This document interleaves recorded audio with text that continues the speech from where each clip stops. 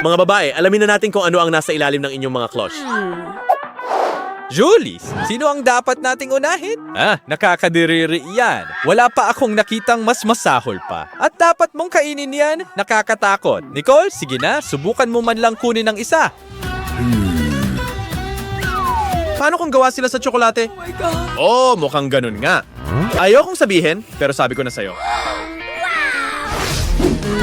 Talk sa perbedyo na dire. Sa talaw nating tsokolate ang mga ipis. Yun lang sila ay nagbibigay ng kilabot. Pati si Julie ay sasang-ayon. Hindi niya ito makayanan.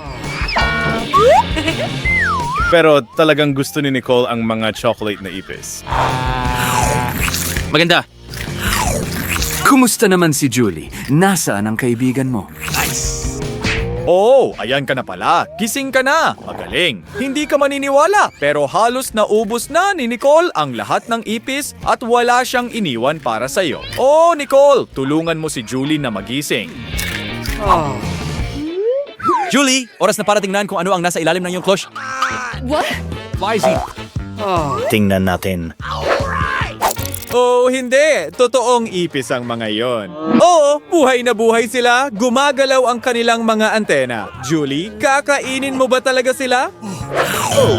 Okay. Mukhang kailangan mong gawin ito. Julie, huwag kang mag-alala. Hindi sila nangangagat. Siguro. Hindi ko alam. Ayan na. Tumakbo na ang tanghalian. Sinabi namin sa'yo na huwag kang gumalaw. Julie, may ipis sa sweater mo. Tutulungan ka ni Nicole na alisin ito. Wow, anong galing. Walang nag-akala niyan. Ngayon, yan ang tama. Talagang ayaw ng ipis na maging tanghalian ng iba. Julie, nakikita mo ba ito? Ayan na. Ano ang gagawin mo dito? He's nice. He's everything bite.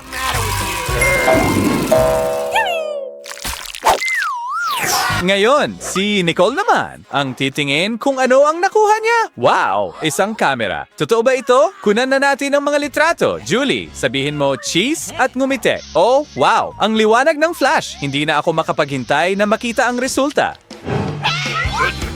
Kaya ano ang meron tayo? Nicole, sige na, ipakita mo sa amin. What?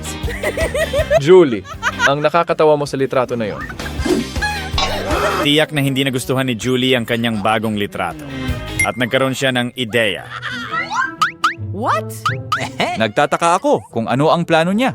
Siguradong hindi ito magugustuhan ni Nicole. Nice! Halika na. Ipakita mo na. Ay, hindi ang pangit ng maskara. Isang nakakatakot, nakakatindig balahibong clown. Nakakadiri ang kinalabasan ng litrato. Ano naman ang nasa ilalim ng klotse mo? Buksan mo na. Camera rin ito. Pero ang sayo ay siguradong gawa sa tsokolate. Dapat mo magmadali at tikman na. Oh, wow! Tingnan mo yan! Iyon ba ay isang maliwanag na flash? Paano nangyari iyo? Hindi ito maaari. Ang plato ay naging tsokolate at pwede na itong kainin ni Julie ngayon. Wow, hindi makapaniwala. Siguradong naiinggit si Nicole ngayon. Ibahagi mo ba ito sa kaibigan mo? Oh, mukhang wala sa mood si Julie na magbahagi ngayon. Kinain lahat ni Julie mag-isa. Pero hindi pa handa si Nicole na sumuko. Nagpasya siyang makakuha ng ilang litrato habang hindi nakatingin si Julie pero nakita ni Julie ang lahat. Ano? Ginawa mong tsokolate ang buong mesa? Ngayon, ang astig niyan. Pwede ninyong kainin ang buong mesa ng sabay. Kaya ano ang nakuha ni Nicole sa pagkakataong ito? Oh, wow. Isang lampara ito. Nagtataka ako kung may genie sa loob. Nicole, bilisan mo at kuskusin ang lampara. Ha? Walang nangyayari. Pero bakit? Ano ang nasa loob? Oh, wow! May mga tsokolating candy sa loob. Nicole, ang lampara mo ay gawa sa tsokolate. Ang galing. Pero ibabahagi mo ba kay Julie? Pasensya na, Julie. Ayaw ni Nicole mag-share sa'yo. Pero huwag kang magalit. Tingnan natin kung ano ang nasa ilalim ng iyong klosya. Oh, wow! May totoong lampara si Julie. Siguradong may genie sa loob. Subukan nating palabasin siya. Sige, kuskusin mo. Sa tingin ko gumana ito. May lumalabas. Wow! Totoong genie ito. Ang galing! Napalaya mo ang genie mula sa kanyang kulungan. Magbibigay siya ng 3 kahilingan. Julie, mag-wish ka na agad. Alright. Nagpasya si Julie na gusto niya ng tsokolating candy. Dapat itong ipagkaloob agad ng genie. Sandali! Saan siya pumunta? Dapat inuna niyang tuparin ang kahilingan bago magpahinga. Kailangan nilang akitin siyang lumabas muli mula sa lampara. Oh, ano yan? Ulan ng candy. Wow, ang galing yan. Julie, halika na. Bilisan mo at tikman mo sila.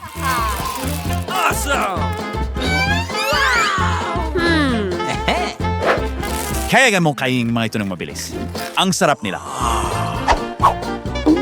Masaya si Julie, pero mabilis na ubos ni Nicole ang candy. Nagpasya siyang kumuha ng kaunti mula kay Julie. Pero nakita ni Julie ang lahat. Sandali lang, ang lampara mo ay gawa sa tsokolate. Dapat mo itong kainin. Ang sarap na lahat ay may masarap na pagkain. Mag-enjoy sa inyo mga pagkain. Ngayon, sabay nating buksan ang mga klosye. Oops, nadraya si Julie. Nakita niya ang pulang sili sa ilalim ng kanyang takip at mabilis na ipinagpalit ito kay Nicole. Nagulat si Nicole. Pero si Julie ay nagkaroon din ng pulang sili. Kaya kaninong sili ang totoo? Sige na, subukan ninyo. Sino ang mauuna? Mga babae, magdesisyon na kayo? Okay, napagkasunduan na. Si Nicole ang mauuna. Sige, subukan mo na. Sige na. Kaya ano ang nakuha mo? Ano ang masasabi mo? Mukha kang masaya. Tsokolate ba ito? Seryoso? Ang ganda, ang swerte mo. Nicole, napakaswerte mo. Ang tsokolate mong pulang sili ay siguradong masarap. Ngayon, si Julie naman ang susubok sa kanya. Oo, kinakain niya ito ng matapang. Sa'yo ba ay tsokolate rin? Ang galing niyan! Oops! Hindi. Mukhang nagkamali si Julie. Nakuha niya ang totoong pulang sili. Hindi maaari. Totoong apoy ang lumalabas sa bibig niya. Nicole! Chaivras, Ceres, kailangan mong iligtas ang kaibigan mo. Mabilis! Hilahin mo siya papunta sa ref. Ito ang pinakamalamig na lugar sa bahay. Gumana ito. Mas magiging maayos ang pakiramdam ni Julie kagad. Halika na! Lumabas ka! Huwag kang magkasakit! Oh, girl! Sa tingin ko sobra na yon. Kaya, ano ang nasa ilalim ng cloche ni Nicole ngayon? Hindi na kami makapaghintay na malaman. Wow, aso ba yan? Oh, ang cute niya. Oh, tama. Kailangan nating kumuha ng litrato kasama ito. Sabihin natin sa lahat online na may bagong alaga si Nicole. Oh, ang cute at ang galing. Maganda kayong tingnan ng magkasama. Maiinggit ang lahat ng kaibigan mo kapag nakita kanila na may tuta. Ngayon tingnan natin kung ano ang meron si Julie. Wow, may aso rin siya. Tara, maglaro tayo kasama ito. Sandali lang, Julie. Ang aso mo ay tiyak na hindi totoo. Hindi ito maglalaro sa'yo o sa mga laruan. Julie, ang asong iyon ay gawa sa tsokolate. What? Yay, hindi nga ito kumukurap kahit isang beses at sinusubukan mong makipaglaro dito. Ay, Julie, subukan mong amuyin ito. Halika na. Amuyin mo ulit. Halika na, amoy tsokolate. Oh, sa wakas, naintindihan mo na. Sigurado akong masarap ang tsokolate na ito. Oh, mukhang natakot ang aso ni Nicole nang makita si Julie na kumakain ng isa pang aso. Kahit na tsokolate ito. Ayan na. Ngayon, tumakbo na ang maliit na aso. Julie, kasalanan mo ito. Nicole, bilisan mo at hanapin siya. Okay. Kaya ano ang nakuha mo na ngayon? Gusto ni Julie na buksan ang kanyang cloche muna. Niloko pa niya si Nicole para lang magawa ito. Ay! Ang sama! Dumi ito! Kadiri! Julie, dali at tawagin mo ang sinuman para alisin ito sa mesa. Ang baho! Ay! Buti na lang! Dumating ka agad!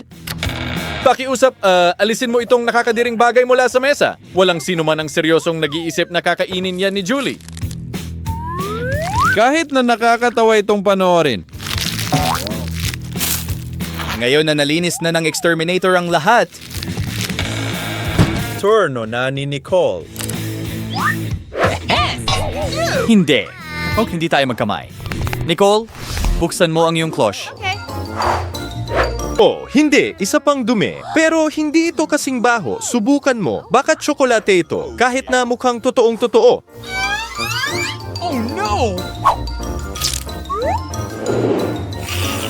Oo, tsokolate ito.